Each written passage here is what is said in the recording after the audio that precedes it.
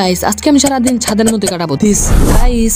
সেটা কি জন্য আমি তোমাদেরকে বলছি, বিকালবেলা আমার গার্লফ্রেন্ডের সাথে কথা বলতেছিলাম, পর আমার গার্লফ্রেন্ড আমার সাথে রাগ করে ব্রেকআপ করে নেয়। আমি 24 ঘন্টা ছাদের মধ্যে থাকার চ্যালেঞ্জ নিয়ে নেই। আমি সারাটা দিন কি করবো না করবো আমি সেটাই ভাবতেছিলাম। পর বলি না, খাওয়ার জিনিস কিছু খুঁজে দেখে আছি কিনা।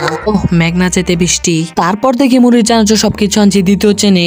চানাচুর যেহেতু আনছি, তারপর ভাবছি যে মুড়ি খাবো, তার জন্য ব্যাগ থেকে সবকিছু বের করে নিলাম। তারপর পেঁয়াজ মরিচ ভালো করে কেটে নিচ্ছি। পেঁয়াজ মরিচ ভালো করে কাটা হলে তারপর চানাচুর গুলো দিয়ে দিলাম। তারপর একটা লেডিস মশলা নিয়ে দিয়ে দিলাম। তারপর মশলাটা দিয়ে একটু টেস্ট করতেছিলাম যে কেমন হয়েছে। তারপর মুড়িটা দিয়ে হাত দিয়ে ভালো করে মেখে নিলাম।